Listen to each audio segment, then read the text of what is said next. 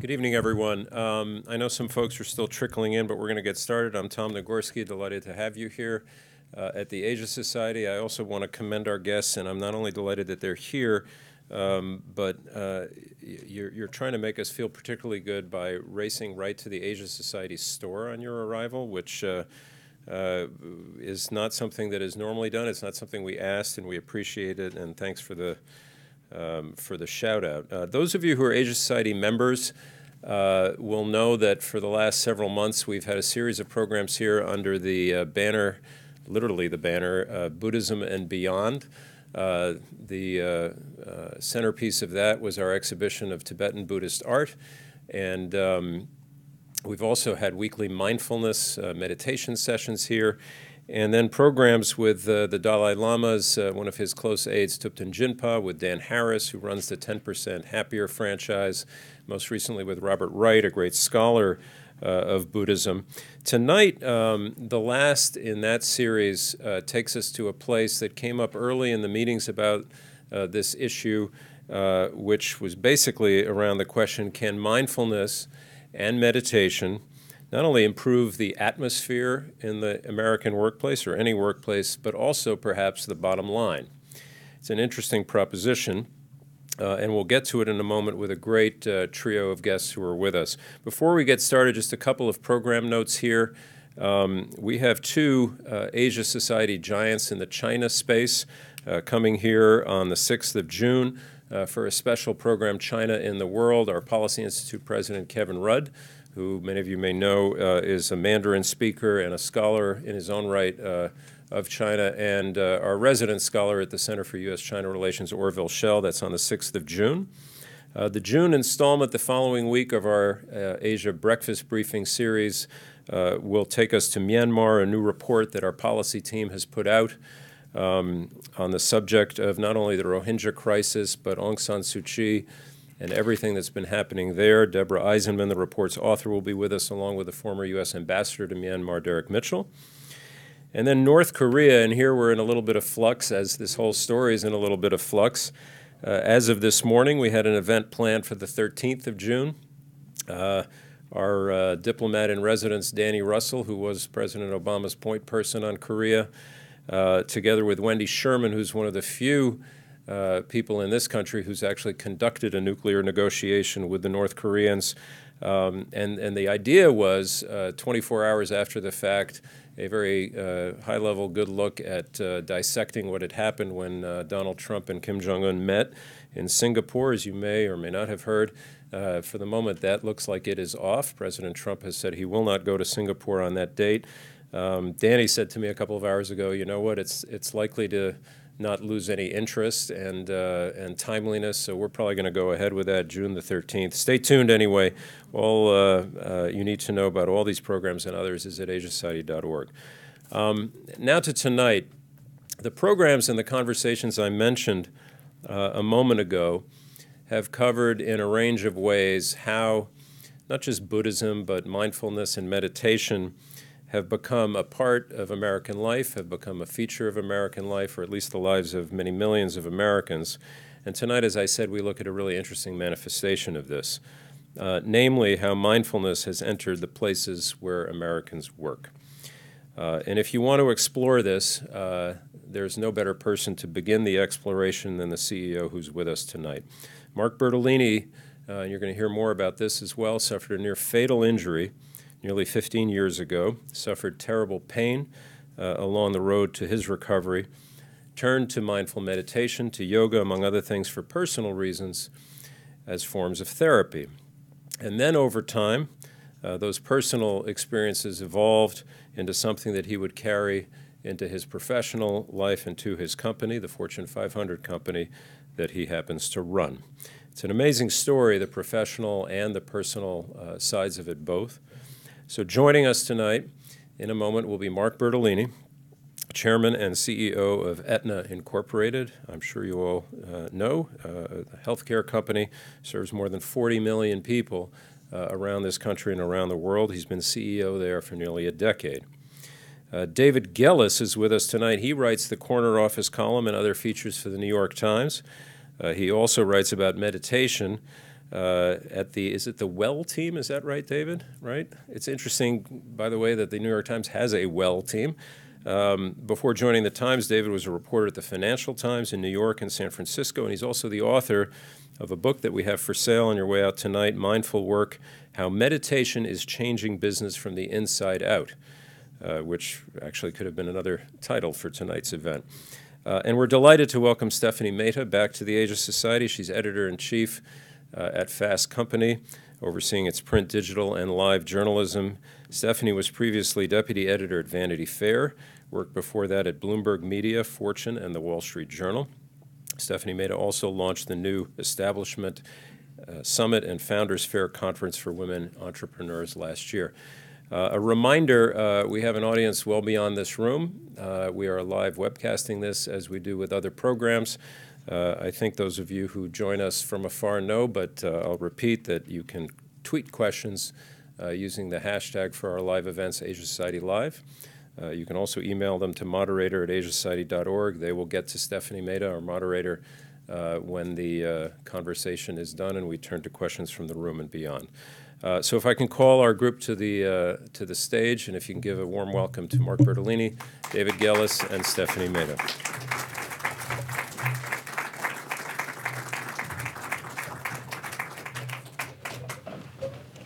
Good evening, everyone, and good evening to those of us who are participating via the webcast. It's a real honor to speak to these two gentlemen about the topic of mindfulness at work, and I think this is going to be a terrific conversation. I want to start, Mark, with you.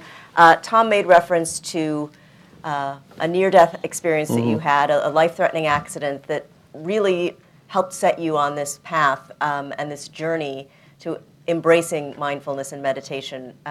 For the audience, can you explain what happened to you 15 years ago? Sure. I'll take a step back just half a year or a year before that. My son was in the hospital getting a bone marrow transplant, and thank God he's well today. But he took to Reiki and craniosacral therapy while he was actually receiving his new bone marrow on Good Friday, and so I was watching this process, and the Reiki master came over to me and said, "Would you like to get some Reiki?" And I said, "Sure, I'll try it." And I couldn't stand somebody not really touching me, sort of hovering, and it didn't work for me. And I sort of said, I'm glad it's working for Eric, but it's not working for me. And it was about a year after that, Eric, about a year and a half after that, that I had my accident. I was skiing with my daughter.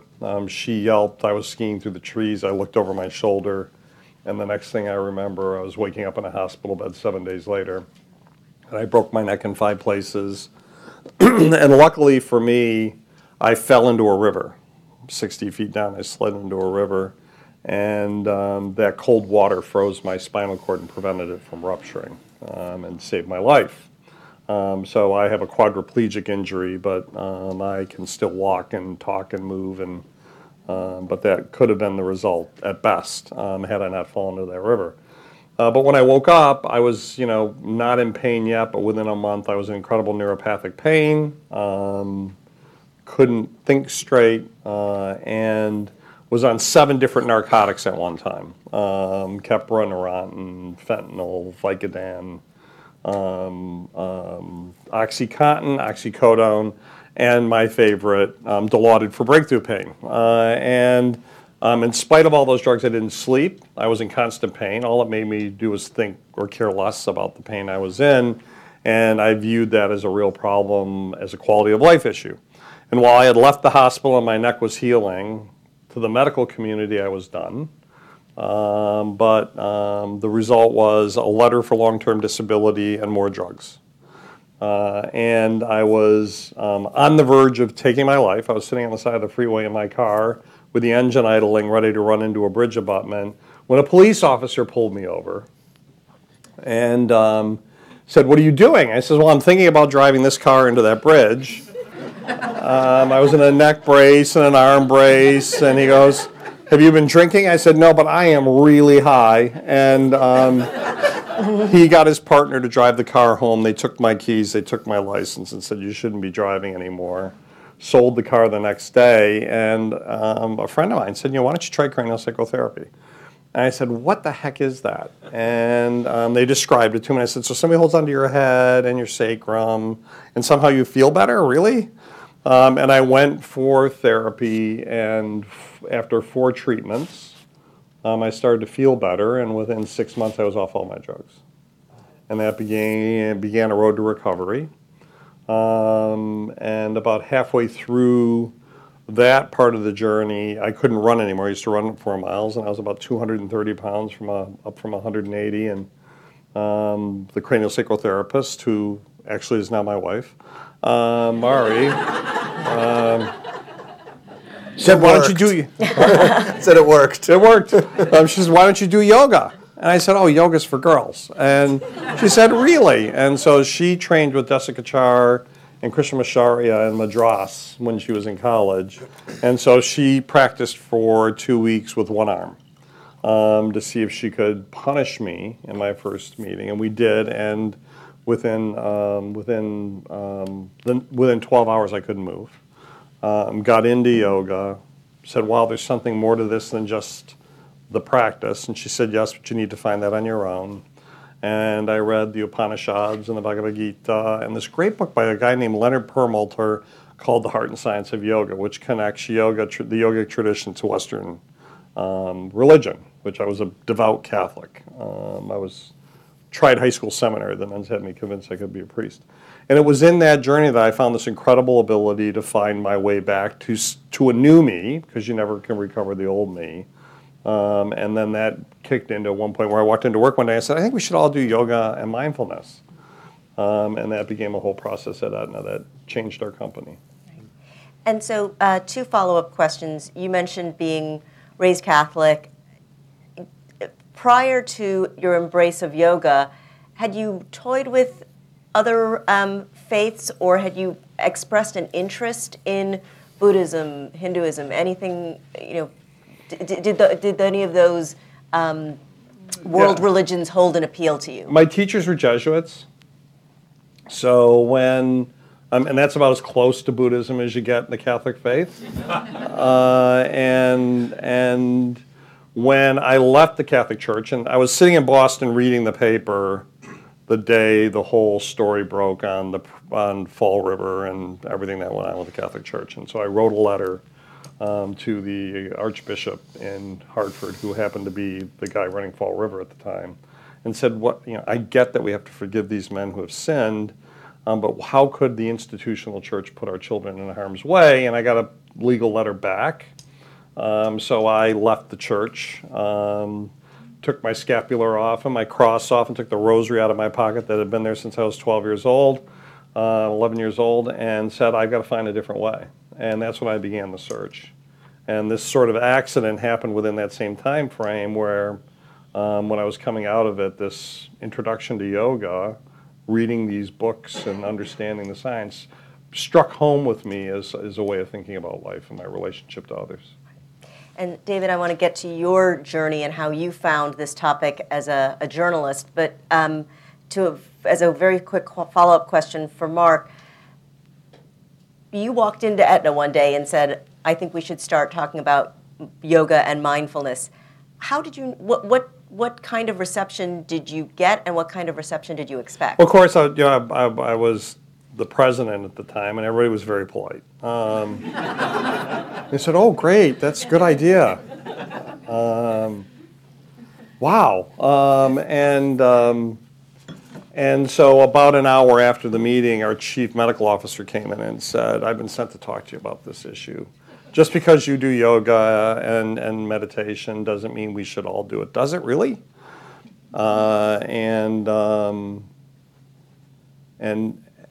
I said, well, Lonnie, what does it take for you to believe? He said, this is voodoo medicine you're talking about here. And I said, well, what does it take you to believe? He said, we need to do a double-blind study. And that's how I got the program implemented. Right. I want to come back to that study and the evolution since then, because the Aetna of today is obviously very different than the Aetna you walked into some 12 years ago.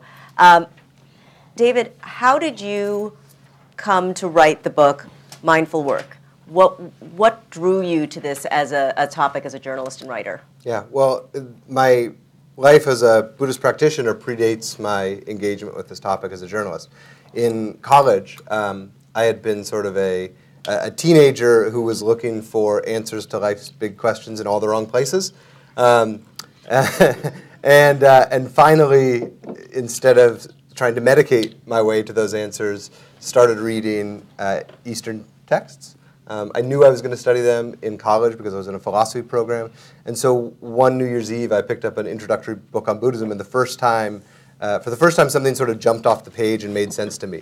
Not in that reincarnation suddenly was something I believed in, but the notion that there was sort of a practical way to deal with suffering in this lifetime was really compelling. And so that began a year-and-a-half journey just as a college student, started educating myself about Buddhism. I started practicing Zen Buddhism. And then for my junior year of college, I lived in India in monasteries, practicing, studying, and then came back and kind of went on with my life. I continued to practice. I would go on meditation retreats throughout the year, but I was sort of a closet meditator. I ultimately became a business journalist and, again, kept up my practice. But these were two different parts of my life. And then one day, I think it must have been 2013 or so, read a story in the Associated Press that it was one of these brief sort of wire stories, you know them as a journalist, where it's like there's a nugget of information there that sparks your imagination. And it said that in Minnetonka, Minnesota, at General Mills, there was a meditation program. And I literally booked a ticket that day. I said, if there's anyone in the world who's going to figure out like what this is and if it's something that's real, am I going to recognize it? Is it effective? Is it the same thing I know? It's me. I got to go figure this out. So I went out there, and I was skeptical when I arrived. It was Tuesday. It was 3:30 in the afternoon. I walked into General Mills headquarters, and there were 60 people or so in a room like this, sitting silently. And the woman who was leading this meditation was the deputy general counsel of the company at the time, again, a senior executive at the corporation.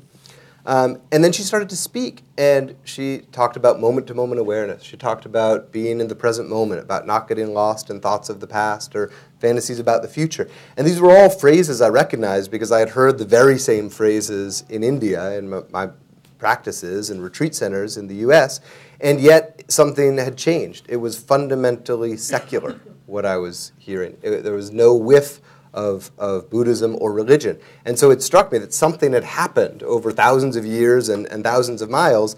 This very authentic practice had somehow, over the last few years, been translated into a form that was palatable for corporate America. So I wrote a story about that in the Financial Times. It was cover of the FT Weekend magazine one weekend, and from that very quickly started to work on the book because I discovered in the process of that story that General Mills was but one of dozens of corporations at the time, which is now hundreds of corporations, that were bringing mindfulness, meditation, yoga into the workplace with varying degrees of sort of intensity and success. So the number has grown. What else has changed in the 3 years since your book was published? Has the way the practices infiltrated companies changed? What's different today such that we can have a panel here at Asia Society and feel like we can have a definitive conversation about meditation and its benefits for businesses? Yeah, well, I'd love to hear Mark's thoughts on this as well because he is at the very center of the implementation.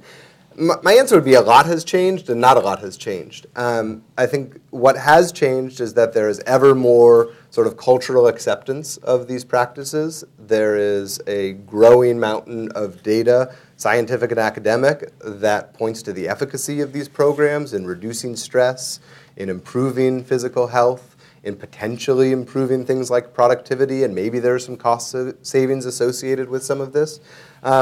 What hasn't changed, unfortunately, is that in most companies, as far as I can tell, the depth of these programs is still quite limited. And by depth, I mean a couple things. I mean the degree to which these practices are actually penetrating the organization is, my sense, with very few exceptions, limited to a small number of employees relative to total employee populations.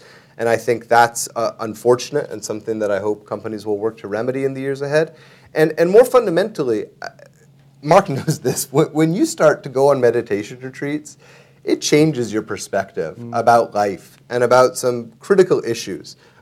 Things like equality, things like just economies, things like how we ought to allocate resources and how we ought to take care of people.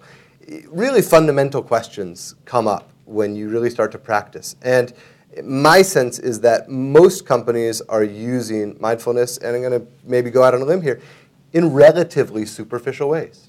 And I say relatively superficial, that's not to diminish the good work that they're doing. That's not to suggest that stress reduction isn't an inherent good in and of itself, but it's the tip of the iceberg. If you start internalizing the lessons of these practices, there's much more fundamental change that companies are going to have to embrace before they're able to call themselves a mindful company.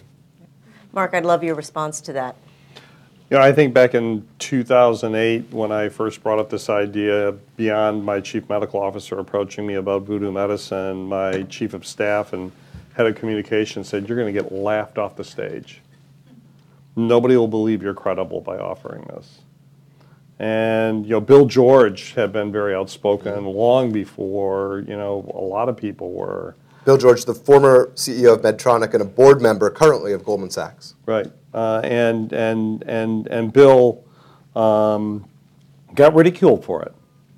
But what happened when we started talking about it after we had the data, which was, you know, a year in, other companies started saying, "Oh, we do that too." You know, Mark Benioff and you know, Google and all these other companies started to talk about it. And you know, we went one even step further. I mean, Andy Lee's sitting in the back there. If you, he's America's first Fortune 100 chief mindfulness officer. So we brought Andy in because we wanted to create depth in our program and have, you know, a relationship not only with our company and with our employees, but with our customers and with our communities that we existed in. Because that's where it leads you. It leads you to community pretty darn quick if you embrace it. Now, let me ask the question a little bit more provocatively. Is mindfulness at odds with capitalism? No. Okay. Maybe. The skeptic. And here's why. You know, when we looked at the results of our study, employees that we measured heart rate variability in our employees to identify stress, and people that were in the highest quintile of stress had $2,500 a year or more healthcare costs. And so when we put them through a 12-week program, those costs, that stress level dropped in half for all those employees. But and you know, we thought we got 69 minutes more a month of productivity, and we got $3,000 back in investment. The whole program cost us $197,000. We saved a few lives, and that's where we found the real gold, was in the journals that we asked people to keep. And Mari was teaching the class, and Mari and I were just dating back then, and so they didn't know Mari was connected to me. And she'd come home from these sessions and go, "Do you know why these employees have stress off the charts? Do you care? You know, you're a big shot CEO. What are you doing about it?" And she brought home the journals. And I started reading them about, you know, lives, you know, somebody who was going to kill themselves, or, you know, a family that was saved because the employee took it home and the whole family does yoga and sits before meals together and does mindfulness. And as I looked at the cause of it and I read these journals, I was struck by how difficult their lives were. And so I brought in my head of human resources and I said, "I want to know who these people are. Tell me who the lowest compensated people in our organization are. Who are they? Where do they live? How do they live? What kind of struggles do they have?" And I'd also been hearing this because I go to every cubicle in our buildings when I go to site visits. I shake everybody's hands and talk to them about, you know, we do selfies and we do all that other cool stuff. And I was hearing stories about how difficult it was. They had their kids on Medicaid and families on food stamps. And it took a long time for us to get that data. When any CEO asks me, what's the hardest part? It's getting your organization tuned into the lives, the personal lives of the people that work in your building, versus what they do when they come to work and when they leave work, and what they do while they're at work. And what we found out is that of 5,700 employees making about $12.50 an hour, 81% of them were women. The vast majority of them were single women, single parents. 30% of their kids were on Medicaid because they couldn't afford our dependent coverage, and 20% of the families were on food stamps. And so you look at that and you go, well, how can a successful Fortune 100 company have employees that are being treated like this? So I challenged the team to say, what can we do to help them? And I got the spreadsheet, right? I got the spreadsheet, and the spreadsheet said, let's go up 50 cents an hour. And I'm going, 50 cents an hour? That's not even a cup of coffee at Starbucks. I mean, what are we gonna do to make a difference? And I had to challenge the team, and ultimately, my head of human resources, we parted company because I was just not getting the kind of compassion that I needed out of the team. And I had changed as a result of my practice. And I had this wonderful woman I was with who was challenging me to be a better person every day. And the result was that we took minimum wage up to $16 an hour for everybody. And for anybody that was under 300% of the federal poverty level, we wiped out their health care costs. We said, we'll pay for it if you work with us on wellness and on disease management. So for that population, we increased personal disposable income, which was really the idea. I called it walking around money, by up to 35%. And that was huge for these folks. And what that did, more importantly than anything, it got me free hugs in the hallway, which was great, and great letters from families about how they could pay for their kids to go to college. But what then happened is the rest of my team said, oh my gosh, we have permission to take care of each other. And so it's, there's this, David and I were in Seattle last week, and we were talking about mindfulness, and it was Sammy Lee, right? Yep. And Sammy Lee was talking about the 4 levels of leadership. The worst level is your employees hate you. Your second level is your employees fear you. The third is you're a natural leader. And the fourth is you're invisible. That the organization leads as a result of your example, but you're invisible. And what we found is, I had employees, let's double the tuition assistance. Let's pay back student loans, which we do now for up to $10,000. Let's pay people to sleep. We pay people $300 to sleep 20 nights in a row for 7.5 hours. Let's have pet therapy, which we now have. We said no to mini ponies, but we have pet therapy in our buildings where people line up to see the pets. We now have PTO banks where we donate our extra PTO to employees who are having struggles at home because of a sick child. And so we have all these programs now where the organization said, wow, we can take, and our engagement scores for the whole company went up 1,200 basis points, 1,200%. And it was just a huge, huge shift in the way the company thought about what we did. So that was the value in all of it, is it opened up the heart of the organization to do good things. Yeah. You're more skeptical. I would say that is the exception that proves the rule. And I'm trying to articulate this thought for the first time aloud, so let me see if I can get it right, which is that shareholder capitalism, which is mostly what governs most public companies these days, creates conditions and incentives that make it really hard for the values that get stirred up when people start a mindfulness practice, makes it really hard for those values to find a home, despite what you've heard at Aetna. And that's why at most companies, even if they have a mindfulness program, you still don't see them going beyond sort of the token mindfulness program to really address things like, well, are your lowest paid employees able to earn a living wage and take care of themselves and their families?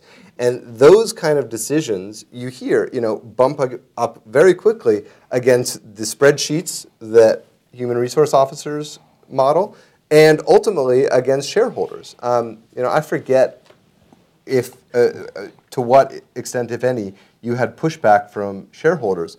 But you can imagine that if a company that wasn't throwing off tons and tons of money on profits like Google, like no one cares if Google like gives away free food and runs a meditation program because they spit out cash every quarter. But what about that company that isn't so profitable? Do they have permission to also take care of their employees? Or do they have to be a profit center and a huge engine of profit for their shareholders before Wall Street gives them permission to do basic things like take care of their employees and make sure that people can pay their healthcare costs without going broke? And the truth is, the way capitalism is practiced these days, the answer is usually no. And I think that is up to the leadership of the organization. So when I met the day I announced, I had 240 million of the 350 million shares at the JP Morgan conference in California, in San Francisco. And I didn't get one pushback. I had one shareholder, who was our largest shareholder, say, I'd like you to double my dividend. And I said, I'm not going to do that because I'm going to invest in the company. Well, how about more share buybacks? No, I'm not going to do that because I'm investing in the company. Well, what if your large shareholder insists that you do that? I said my largest shareholder should get the hell out of my stock. And she did, all 34 million shares, at $39 a share. She got back in at 109. So she missed the opportunity. And so I think it's a stewardship argument. Yep. So I lowered everybody's expectations. So I'm not going to give you 15% every year. I'm going to give you 7%, and I'm going to invest in the business. It's going to grow. It ended up generating 17. But you have to have that. You have to reset the expectations. Because any real good organization has to generate a margin to continue to invest in their mission. And mission-led organizations, whether they're for-profit or not-for-profit, generate margins, put it back into the company. I don't write a check to my shareholders for every dollar I make. They don't get their share of the earnings of the company. It goes back into the company. And what they do is they buy from other shareholders low and hopefully sell higher. That's the share game. And the American public doesn't understand this economic concept, which is a hard thing to explain to people. But in the end analysis, if you manage your shareholder base to the expectations of what you believe the investment priorities and the mission of the organization are, and I start every conversation with my shareholders about what our mission is, then they can't argue with me. And if they don't, they can just get the hell out of our stock. They don't need to be in it. And I think that requires leadership that's mission-oriented, wants to invest in their company. And the only difference between a really well-run not-for-profit and a really run well for-profit is the for-profit pays taxes. Ask Sister Joyce DeShano at the Sisters at the Ascension Health System. 10% operating margin, bigger than ours. You mentioned all of the ways that your employees rose to the challenge of taking care of one another once they were essentially empowered to do so. And I wonder, as part of this broader conversation about whether we can see corporations behave themselves in more mindful ways, if a new generation of employees may lead the way. We've seen multiple studies about how the new generation of workers want to work for companies with purpose. They want to have more flexibility. They want to work for a company that has a cause they believe in. And at the same time, we are seeing this greater acceptance in society for meditation practices, for conversations around mindfulness. Do you think that the culture essentially will push companies to behave in ways that reflect a more mindful philosophy? Maybe a little, but I think it's incumbent on executive leadership and ultimately shareholders to be leading and supportive of these. What we're talking about is like structural changes. And that's hard, and it takes a long time. But I think Mark is exactly right that a big part of it is reminding shareholders exactly what a company's all about and resetting expectations. I'm reminded of Paul Pullman, the CEO of Unilever. He's not a meditator. He's not into mindfulness. And yet if you look at the work that company has done over the last 7 years, it's extraordinary in terms of really owning the sustainability mission and starting to go deep into the organization to try to make changes that are beneficial for all stakeholders up and down all their supply chains across all these products. And what he did was the first thing he did when he took over as CEO of that company is he told his shareholders, I'm no longer issuing short-term guidance. You can stop playing my stock as a day trader, as a hedge fund. Get out. I don't want you here because we've got a long-term mission. And that, guess what? The stock tanked initially because people got out of his stock. Right. But then the activists came in. And then the activists came in. And then 3G, sort of a ruthless, I guess you could say, private equity group tried to acquire the company last year. And they've made it through all these threats because he was a leader. He got a board that believed in him, and he ultimately had a shareholder base that appreciated what he was doing in the long run. So that's a model, I think. And Larry Fink. I mean, Larry Fink put a letter out the last 4 years. He's our largest shareholder. He's got a $5 trillion fund. And he said, unless you have a social mission, unless you step in to where our federal and state governments have abrogated their responsibility to their communities, I don't know that we want to invest in you in the long term, and you need to explain to me why I want to be in your company. And the young people coming into our companies now, the millennials, it's people, planet, then profits. In the conversation. And if you can't describe your mission, people, planet, then profits, they tune out and they go somewhere else. So companies that want to attract the next generation are going to have, and build that kind of leadership model are going to have to start changing their tune. David, I imagine that you've done a lot of research in Silicon Valley where a lot of these, as you mentioned, Google, and Mark mentioned Mark Benioff. There are a lot of companies in Silicon Valley that not only have mindfulness programs, but whose CEOs talk a lot about mindfulness and meditation. And yet I can't help but notice that Silicon Valley is, a little bit on the ropes right now. How do we square a desire to embrace mindfulness, a desire to embrace purpose with, a culture that has struggled to be inclusive and has struggled to take care of its consumers? Yeah. My favorite anecdote from this whole conversation that you just referenced is I believe that there were allegations that Travis Kalanick, the disgraced former CEO and founder of Uber, was hijacking the lactation rooms at Uber so he could practice meditation. It's like, you're missing the point, maybe.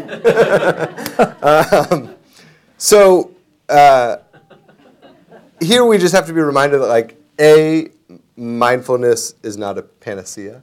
And just because you might espouse the virtues of mindfulness or practice meditation yourself or have introduced meditation or mindfulness into a company, that does not absolve you of all your sins, unfortunately, if only it were so easy. And that, again, when we hear about these programs, they're sort of getting there's more, they get a disproportionate amount of noise. So again, Google has Search Inside Yourself Leadership Institute, and a lot of engineers, hundreds, maybe probably thousands at this point of Google engineers have gone through this emotional intelligence training that really gets them to sort of communicate with one another better and hopefully take more care with how they treat one another in the office. And yet that doesn't necessarily mean that the executive leadership team of Google have internalized these values and are putting them to work in their strategic planning for the year. That's just not, unfortunately, a reality. So listen, I think if anything, I would say there's probably a lot of different things going on. It's probably not as simple as there's one way that mindfulness is showing up in the Valley and impacting lives and companies. In fact, I know that's the case. There are companies like Asana, which was founded by two former Facebook employees, early employees there, that has really internalized this into their culture. And they're a very quirky, bizarre company that their stated mission is to sort of reduce meetings in the world, but also, which is a great mission, by the way. I'm all for it. Me too. And they've really internalized some of these values. And then, especially at bigger companies, Facebook, I mentioned them as one of the companies who's done this because they have had compassion hack days where they tried to get their engineers to come up with more compassionate iterations. And they actually came up with some useful products that went to combat social, abusive behavior and abusive speech on the site. But guess what? They've got like 2 billion people on the site, right, and it's not going to fix everything. So keeping in mind, A, that mindfulness is not a panacea, and most importantly, and Mark can speak to this as well as anyone, it's a personal journey. Like, we're not talking about we have to remember, we're not talking about just a large-scale human resources program that you can instantly scale. We're talking about hundreds or thousands of individual journeys where people start to try to have healthier relationships with themselves, their bodies, their emotions, their thoughts, and ultimately with each other, with their colleagues, with their families. And that is really tough, personal, intimate, individual work that takes a really long time. Well, then that's a great point, the reminder that these are individual practices, Yep. and sometimes, in as much as certain Supreme Court cases would like us to equate the corporation with the individual, in this particular instance, it is, as you say, hundreds and thousands of individuals needing to find their way, and ultimately, hopefully, getting to a sense of community that Mark talked about. Mark, we're here at the Asia Society, so I thought I would ask you a little bit about the connection of your practice to the cultures from which it came. In one of David's articles, you talked about being drawn to yoga's intellectual and cultural history. I'd be curious to hear a little bit more about what it is about yoga's origins that drew you to it.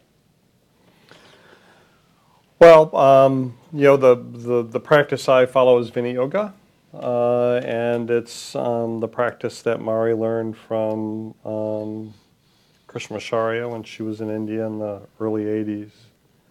And it talks about the 8 limbs of yoga, right? And the first are the yamas and the niyamas, which are amazingly similar, but 30,000 years before the Ten Commandments, right? And then you have asana, and then pranayama, and then that's all to get you into this ability to sit in meditation for an extended period of time and take the journey. Then you have your 4 levels of meditation, about losing attachment, and ultimately you get to samadhi. Something I've got a lot of lifetimes before I get there. And I think as I thought about that as a evolution, as an understanding, it came first out of necessity. So my spinal cord injury is a nerve root avulsion at C7, where I have a huge scar. And so I no longer have parasympathetic-sympathetic harmony in my left arm. So my brain thinks my left arm is detached. And so when I get anxious or I get upset, my left arm hurts so bad I can't think. So I had to learn to be Zen, to learn to lose attachment to ideas and thoughts, and expectations in the future and things that had happened in the past, because I was going to be in incredible pain if I didn't. I'm in pain all the time, but it's manageable. But if I didn't get a better sense of my own personal journey and who I was, and so then I began to work with people that actually lived in that world, both practitioners and non-practitioners, to understand what it was like. And Mari's teacher, Gary Kraftsow, he's out in San Francisco. Gary and I spent a lot of time together, and he's totally immersed in that practice. And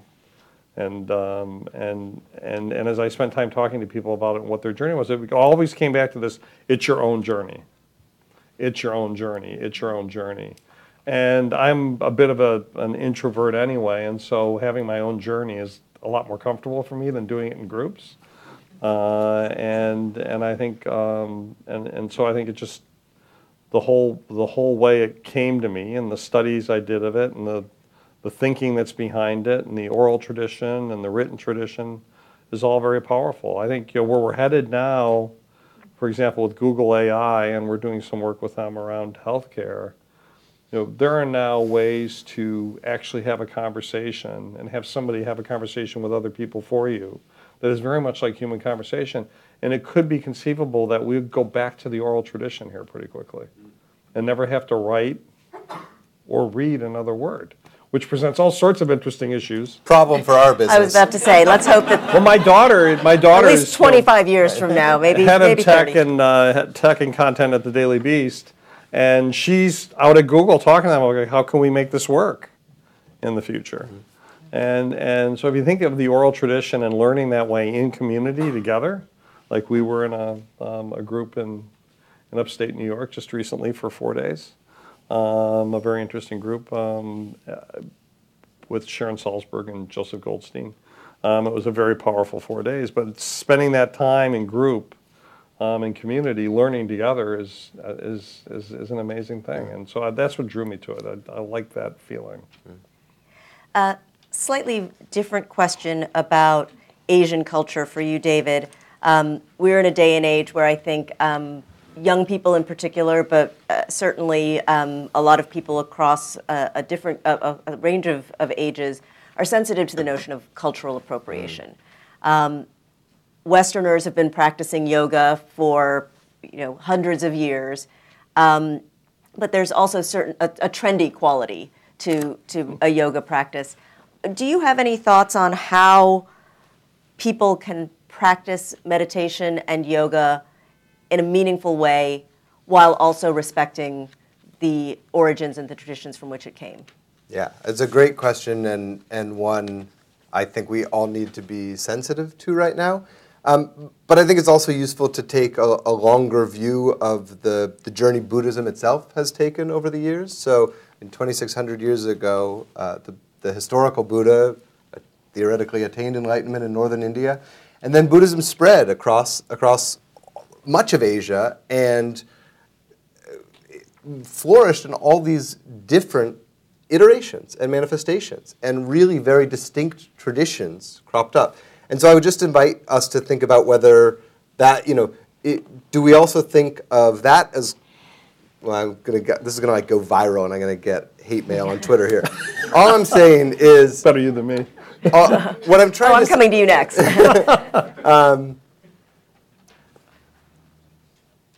Buddhism in America today has a rich and meaningful and deep and authentic life to it.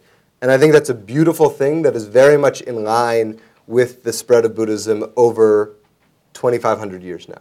And I think it's important to respect that and to honor it and to celebrate the fact that Buddhism in America is lively and increasingly diverse and healthy and growing here today. And that the practices at centers like Insight Meditation Society in Barrie and Spirit Rock in the West and the Zen traditions all up and down the West Coast and in New Mexico and the Tibetan traditions all around the country are all experiencing, frankly, a renaissance right now. And that's beautiful to see.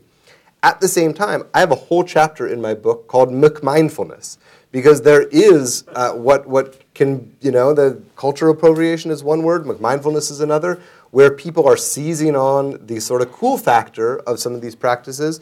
And, I'm going to name names here, like Sodexo, the food service company, put mindfulness on the side of one of their vans.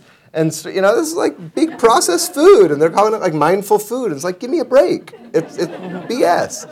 And so what pisses me off is when I see the appropriation of these terms and iconography without any attempt to actually honor or respect the intentions of the tradition and the practices. What's okay to me is when people embark on a meditation practice or a journey into a practice like yoga and understand what the intention is, which is namely to reduce suffering in themselves and others. And if that's the through line, if that's why people are engaging in it, then I think there's a lot of room for all sorts of manifestations and different looks and flavors, and it can show up in the military or in schools or in business, and I think there's a really wide berth for these practices to evolve and develop right now, so long as that through line of intention is there. And I think we just need to remember, in the Buddhist practice, we're talking about reducing suffering. I think we're going to go to questions from the audience as well as people online in a few minutes. And I just wanted to give people a sort of 5-minute warning that we're going to be coming to you. But let me ask Mark a question. You've talked a lot about how your practice has changed you. How has it changed your leadership style? How has it changed the way you manage and the way you interact with your direct reports? We've talked a lot about the rank and file that you've helped and that you've elevated. But when it comes to, and we've talked about your shareholders, but when it comes to the boardroom, when it comes to the people that you're directly leading, are you a different kind of leader? Yeah, I am. You know, having a I have a preparatory process for my work every day where I get the material for the next day and I review it all and I come to a conclusion based on what I review and I walk into the meeting with that attitude. Now, in the past, it used to be, I wonder how long it's going to take all these people to come to the right answer, to someone in my life who once said to me, you know, why don't you ask a few questions? And see if you can get people to the right place by just asking them questions. And then why don't you listen to the answers and actually develop more questions? You'll be amazed. And where I always used to think I had the right answer, I'm pretty sure that I'm wrong more than 65% of the time, having spent the time. And that, the whole shift, I mean, my whole team watched me go through this horrifying recovery. They weren't sure I was going to make it. I wasn't sure I was going to make it. And they were incredibly grateful. As a matter of fact, I had one of my top executives who's always done everything I've ever asked her to do, all the tough work, gave me a book. She took me to lunch 5 weeks after I came back to work and said, here's a book by Khalil Gibran called The Prophet. Why don't you read this? She was, which is devastating to me, she was just diagnosed with adenocarcinoma of the pancreas at a young age, 52 years of age. And she was on conference call while she's going through treatment. And so I called her up and I said, I have this book somebody did 14 years ago. And I feel like I need to give it back to her. And she said, well, I don't want to fail you. I said, you'll never fail me. I'll carry you if you ever fail me. I would have never said that before. And so the relationship I've now developed with my team is one of, I think age helps with that, right? I'm now a confessor counselor kind of person because I've got nothing, what more do I need to accomplish other than to leaving good behind me as a result, you know, pay it forward. People always say, well, how do you want to be measured? I want to be measured by impact. I want people to pay for it. I don't want my name on things. So our foundation, Mari and my foundation is Anahata, which is the heart chakra, and we don't put our name on anything. We don't want our name on anything. We don't want to be remembered for anything. I don't want a legacy. The only thing I want to do is I want people to pay forward what they learned from me that is valuable to others. And I think, you know, and that is a huge shift from where I was before as the, you know, the golden-haired boy with, you know, a Cornell degree and a brilliant mind in the world by the rear. David, if you were to write a new foreword for your book or add another chapter before the next reprint, what would you write about? Is there a company that you would want to profile? Is there one that you'd want to go back to? How would you tackle mindfulness at work circa 2018? In a roundabout way, I did just 3 weeks ago. I had a big piece in the Sunday Times about Patagonia suing the president. And Patagonia, there are no mindfulness classes at the campus. I've been there a bunch of times. No one talks about meditation or mindfulness or Buddhism. And yet, the founder of the company, Yvon Chouinard, Zen practitioner of 70 years, this current CEO of Patagonia and her CEO before that, practicing Buddhists, and Rose Marcario, the current CEO, she's radical. And she's inspired by, you guys featured them as your Cover most innovative Story, company, Cover Story, last month, I believe. Yep. You know, she is inspired by her practice. In probably, and she'll get at it, but it's not what she leads with. But if you press her on it, she will talk about how she was a very successful private equity executive. She had made a ton of money. She could have made way more by going and taking another big firm. She went to India because she was sort of burned out and she was practicing. She had a long time practice. And she was in India for 2 years practicing Buddhism and came back and realized she had something to contribute. She was a leader. She knew how to work in the corporate world. And she sought out a company where she could have maximum social impact. And that company was Patagonia. And they are doing so many things, from suing the president to protect public lands. But more fundamentally and probably more impactfully in the long term, doing things like introducing new regenerative organic standards to the industry and totally radically transforming their supply chain and paying workers all the way down the supply chain living wages. And that's an example. I talked about Yvonne briefly in the book, but I think the full manifestation of what a company like Patagonia, which by the way is a relatively small company and a private one at that, is capable of when these values get really internalized at the highest levels of the organization, you start to see what can happen.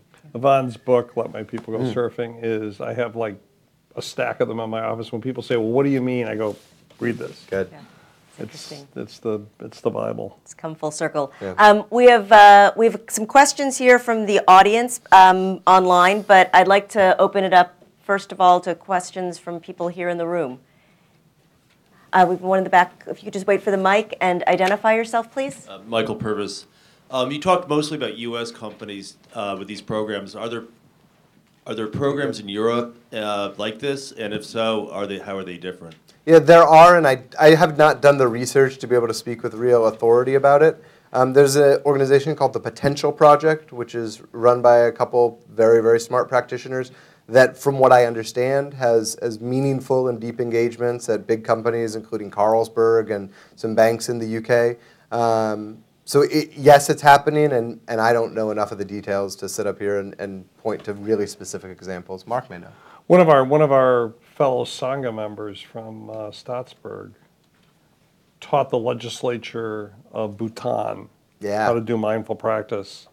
And as a result of 273 people in Bhutan learning mindfulness, he's now gearing up to teach 10,000 teachers in schools. Bhutan's already the happiest place on earth. Right. Work with it. Gonna get even happier. There's a really good question. And there's a B Corp model in Europe that's coming this way. Europe and it's called the B Corp, and it's responsible, thoughtful, compassionate organizations. They're trying to bring it to the States as a way of applying. I think there's one B Corp here in the United States. There's a really good question from the email. Daniel asks via email, and we may want a microphone in the back as well. What does a chief mindfulness officer do? Not sure I understand. Andy? Should we have Andy explain what he does?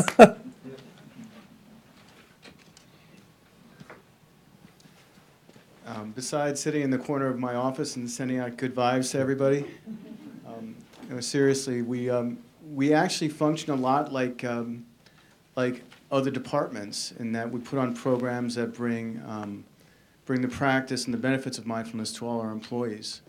And we do it in a way that is as authentic as we can do. It's strictly secular, and we measure our results. We are focused on bringing the maximum benefit to all of our employees. And that can take a lot of different forms. It can be in person, it can be in small groups, it can be in digital programs. So in some ways it's really mundane, but the thing that we're delivering is so powerful, and it really does change people. And the feedback that you get, even from digital programs, is pretty amazing. Did you want to add anything to that? Yeah, I would just add that Andy, we brought Andy on board when it became impossible for me to respond to all the outside inquiries by other companies about what we were doing. And so Andy's also our ambassador to help other people think about how to institute programs in their organization. And that's a free service that we offer to other companies. Other questions from the room? Yeah, right up here in the front. Oh, I might not need a microphone. I talk very loud. Oh, so the people online can hear. Oh, so I have a comment and then also a question. Of course, Asian society, we and our culture is basically based on Eastern philosophy, meditation, and that's what we've been doing all of our lives. But we're also Shaolin martial artists, and so we believe in action meditation. And so thank you very much for incorporating mindfulness in your corporation. But I would like to kind of be interested in the next step. Would you be interested in something like, I mean, I'm not offering, I'm just saying that, would someone be interested in taking it the next step forward to do action meditation, especially with the women, the Me Too movement? Because as a woman, I can walk into any room and I'm pretty sure I could kick someone, you know. So In a compassionate way. right, and so I'm thinking if there is some CEO or something would actually take on an action meditation and actually teach that because that's what our master believed, action meditation. You know, you don't just sit there and do I don't know that we've thought about it. Andy, have we considered it? Well, we have yoga programs, as you know. We have yoga programs, so asana, but I don't know that we've done martial arts. I know I have some of my executives who do martial arts as a practice. I'm reminded of the really rich practice of mindfulness in sports in America today. There's a guy named George Mumford who has worked with Phil Jackson, the coach, the basketball coach, and he trained the Bulls and then the Lakers in mindfulness, and has now worked with tons of other sports teams around the NBA, and now there are teams in the NFL and the Major League Baseball that are all incorporating mindfulness in various ways. Again, not to not to convert their players, but to try to get them to be in the present moment when they're on the court or on the field, to not get hung up on that last shot they missed or get too nervous about that next attempt they're going to take, but to actually just stay in the zone, as it were. And if you actually look at what the Warriors have done, I think did you mention this? What their values are? What is it? Compassion, joy. Compassion, joy, performance. Something. I mean, but they have embodied, they have internalized some of these values. And they're bringing some of these practices to bear. So I'm reminded that there is a growing intersection of sort of professional sports and mindfulness. Other questions from the room? Yes, in the back. If you could wait for the mic, please. Hi, my name is Dan Kayer, and Mark, I was really impressed with your story you told about Aetna in terms of taking a look at like what some of the dynamics are that are causing people to suffer. One of the critiques I've heard recently about mindfulness and meditation, a woman wrote this really interesting story about she has had unexplained chronic pain, and her doctors, she felt like she was given this treatment plan to meditate because they didn't know what to do with her, and to sort of, she felt like she was annoying them, because she had this recurring pain. And so I've also, I've taught some meditation in workplaces, and it's just been, we'll meditate at lunch, and then we'll see how it ripples out. And I guess my question is, what's the next step after people meditate together at an office, in terms of addressing some of the things you did of what's going on with people at home, or, what's the next step after people meditate with their coworkers? Can I add one more wrinkle just to make this a even harder question for him? Which is, how do you deal with employees who start to wake up to this and say, great, you want me to be more aware of what's causing me stress? My boss is causing me stress. Yep. Your work is causing me stress. The fact that you don't pay me enough is causing me stress. I mean, I think it's all part of that is how do you go deeper and address some of these root causes once you open the door? So to answer, let me set the stage on this. So my neuropathy, my spinal cord injury, creates intense burning pain from my left fingertips all the way up to my left ear all the time, 24/7, 52 weeks a year. It never stops. I never have a rest from it. I've learned to cope with it, and I was just with my neurosurgeon before I came here because I've got something going on with my avulsion scar on my spinal cord, and we need to take a look at it. And his very first response was, and until we find out what's going on, are you doing the mindfulness twice a day? Now, this is the top neurosurgeon in deep brain stimulation at Mount Sinai Hospital, world-renowned. He's talking about mindfulness to me. So I don't think it's just how do we get rid of somebody. I think it really is an important tool. I 7 narcotics a day, all day long, stoned out of my mind. My pain never stopped.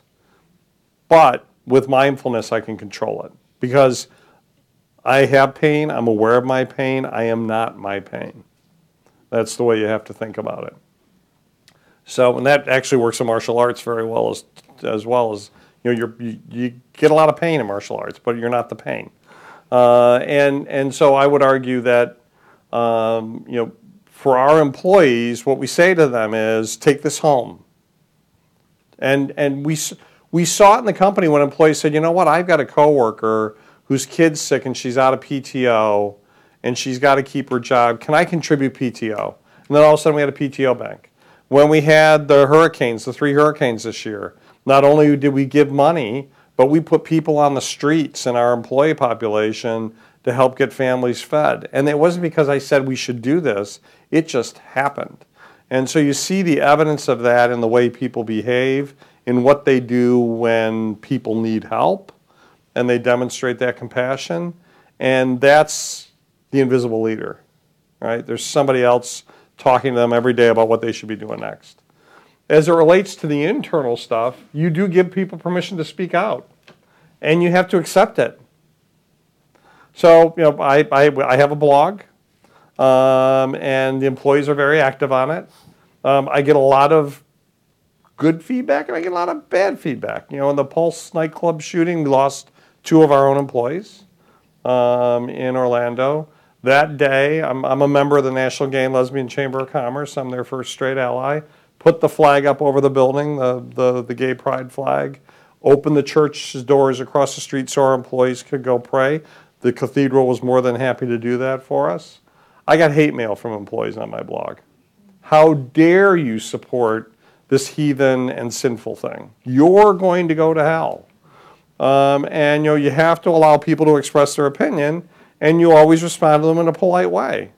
You should be accepting of others. You should be present. We need to be there for people. Because there were people who said these people should be dead in my own employee population. And then I reminded them if they didn't believe that the values of the organization were appropriate, maybe they could find an organization where they were for that. Pretty bold for someone to write the CEO of their company. And but you've got to make it a safe place, otherwise you don't learn. Of course. Right? Yeah. And so you open it up.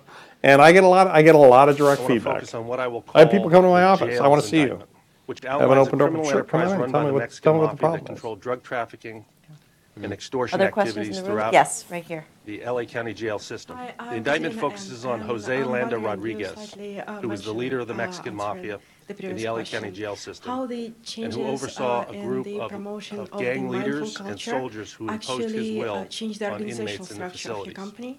And The jail's indictment especially alleges that Landa how the Rodriguez new controlled people all who drug just trafficking in the accepting the new jails. job in the company pursued. The organization would And arrange for cocaine, if profile of methamphetamine, the and people heroin had to be changed. smuggled into the jails. Yeah, I think we have, so I have a The drugs team into here body in, cavities and who got we're in New York themselves today, aren't we? intentionally arrested Yeah. and charged. It's Thursday, it must be New York. We have a team in Chelsea that are made up of people from Google, from Facebook, from Apple, who have come to work with us to solve a really big problem. And when I talk to those young people, they're machine learning, data geeks. We all get to dress in our skinny jeans and our, funny T-shirts and hang out and talk around big tables where there are no offices. And it's my favorite part of my week is when I get to go hang with them. And I sold them on a mission that says if we solve the healthcare cost problem in America, we have saved the nation's economy. And in virtually every other economy around the world. And we should want to do that. And I've had engineers, machine learning experts who said, you know what, I could get paid more by going literally across the street to Google, but I'd just be selling one more thing. And I don't want to sell stuff anymore. I want to help people. So if you can build that kind of culture inside the organization, it has changed the way we think. It's changed the way we work. It changes the way we set our priorities as a company. We now match up to $9 million a year of our own employee giving. We give $1 million a year of volunteerism as a company. We've started 3,358 new urban farm beds across America on our nickel over the last 4 years because our employees wanted to do that in their communities. So it's really cool. I mean, it's just an amazing thing to watch. There's a good question from the audience online that kind of relates to that, and I'll start with David, but I'll also ask Mark to address it, which is that we often get the sense, this is Stephen who asks via email, we often get the sense that technology, computers, cell phones, is distractive. Is there any good collaboration between technology and mindfulness training? Yeah. It's ironic, of course, that we're using apps to meditate now, but we are. The most popular and successful one is called Headspace. We were with Andy, the founder, last week at this event, and it's great. I say, especially for people who are new to the practice, it is like a seamless, fun introduction that can really help you form a daily meditation habit, and they are having tremendous success, including inside companies. They've got a big and growing corporate business. So I highly recommend Headspace, especially as an introduction. If you want to go a bit deeper, 10% Happier, which is founded by a guy named Dan Harris, ABC News anchor.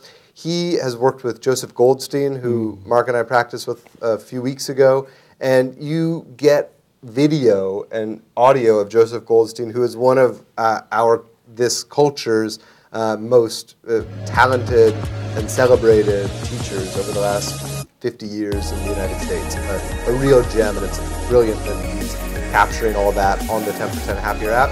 And then to go even deeper, there's an app called Dharma Seed, which is like a vast, endless library of really just talks about meditation and mindfulness. And many of them are sort of formal Buddhist talks that you hear at a retreat center. And yet, for anyone who's interested in this, it is the source material. And there's an amazing, amazing, rich catalog from all conceivable teachers on there. I'm on the Mind Life Institute board, which was started by His Holiness, so we could learn from scientists about the impact of mindfulness, meditation on the brain and human condition.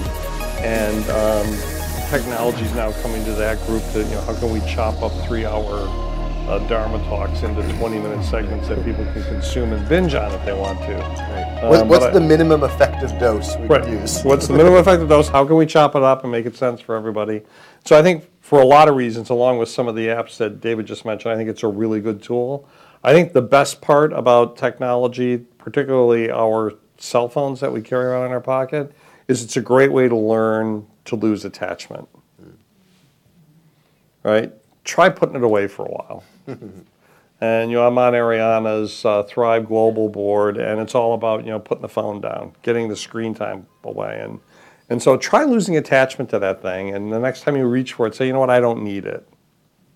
I don't need to know this right now. I don't need to do this right now. And so I use it as part of my personal practice of losing attachment.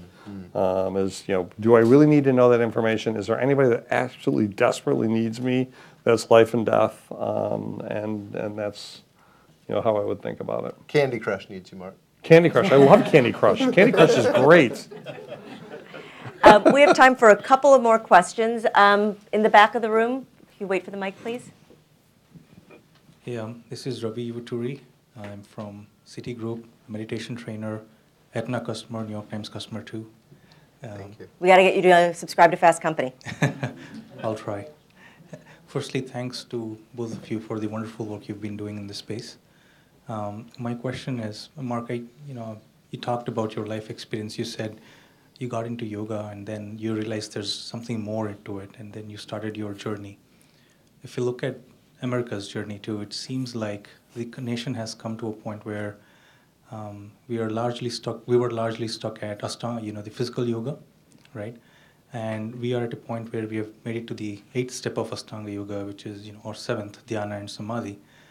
But in my conversations with people, when they talk about meditation and mindfulness, it seems like they're only thinking brainfulness, if I can call it that. They think the whole idea is to stop thinking, stop thoughts at that point. Right.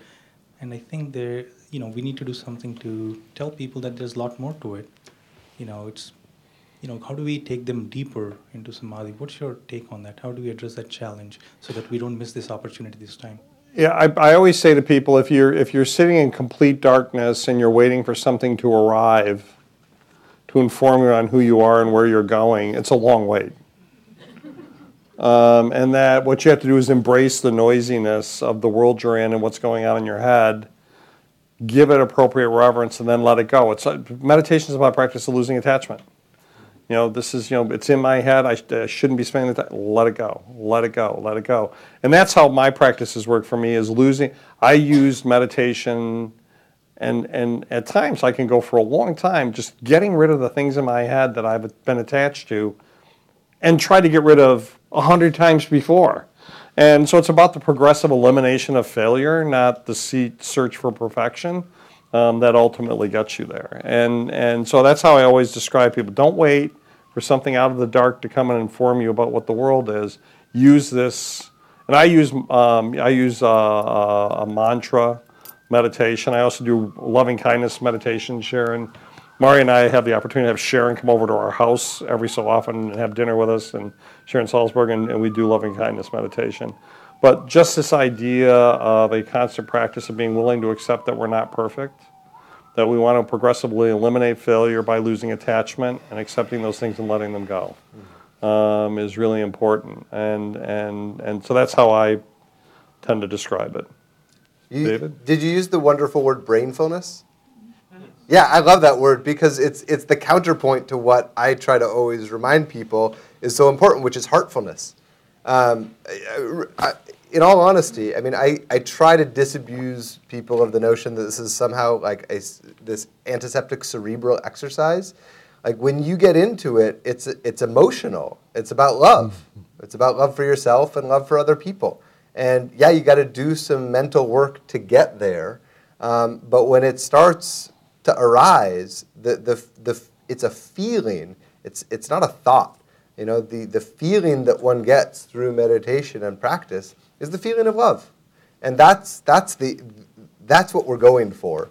It's not some sort of like empty, cold abyss of space in my brain. That doesn't sound very appealing to me. I'll go with heartfulness. Yeah, but it's wonderful that you're teaching at City, and I would encourage you, in as much as it's appropriate, to as your employee base is comfortable, to emphasize that emotional dimension, because I think that's where the real work is. Other questions? Yes, here in the front. Thank you for both of you. It's really, really inspiring to be here and to listen to you.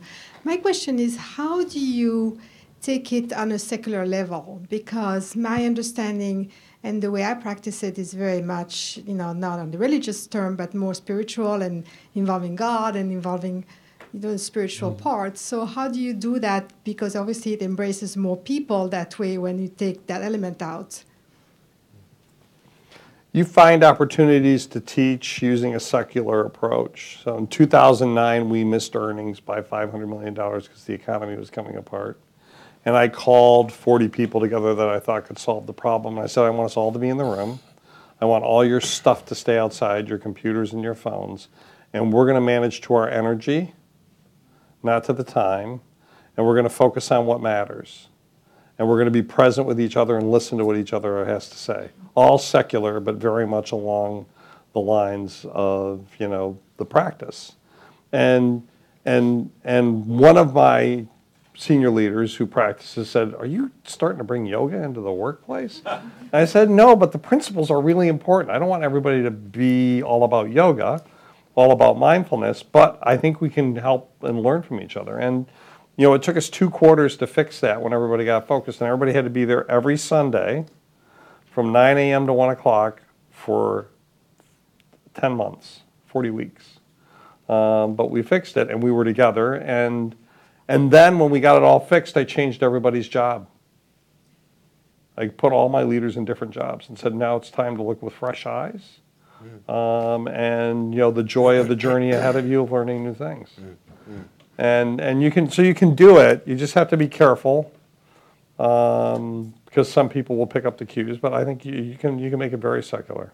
The lessons are profound. Yeah, I would just add to that. What I saw through my reporting is that thanks in large part to the academic research that's been done over the last 30 years, pioneered, yes, by groups like Find and Life that may have connections to traditional Buddhists like the Dalai Lama. And Andy knows this full well. I'm sure it's a huge part of what's making his job easier, is that the data is just there. I mean, we can now say with real scientific authority that if you actually start practicing secular mindfulness meditation, your heart rate variability will go down and your cortisol levels will come down. So at sort of a very crude level, like we can just back up basic physiological changes in our major stress markers with it. So for someone who needs that kind of data, that's there. And I think that has eased acceptance in some of these more skeptical settings that might not be ready to sort of take it on faith, as it were. We're very close to the end of our time. Is there anyone else in the audience who wants to ask a question? I have a few more from online, but we have time for one more from the room. All right, well, let me go to our online audience. Mark asks via email, should insurers cover matters that fall under this space, yoga, for example, and does Aetna cover them? We do when employers want it.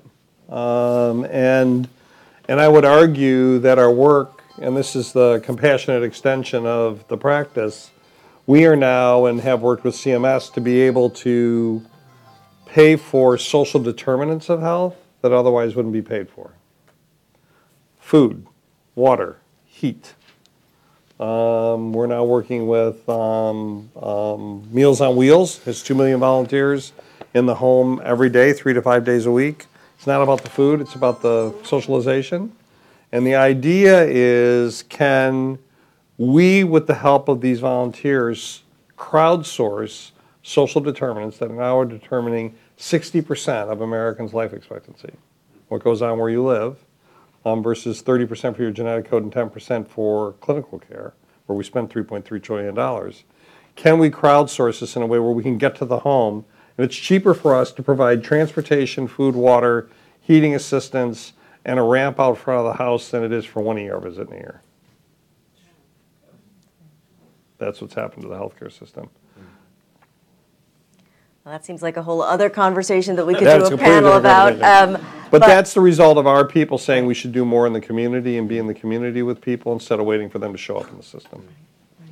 Well, this has been an incredibly enlightening conversation and has made me very optimistic about capitalism and the potential for corporations to do right by their employees. And I just want to thank Mark Bertolini, Chairman and Chief Executive Officer of Aetna, and David Gellis, who's a columnist and feature writer for the New York Times. Thank you both. Thank you. Sure. Always good to see you.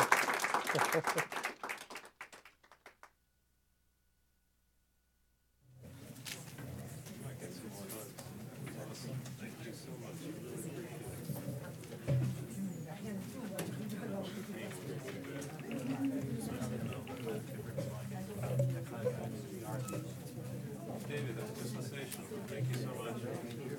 Dan hears you got another full-throated shit. Yeah. Thanks.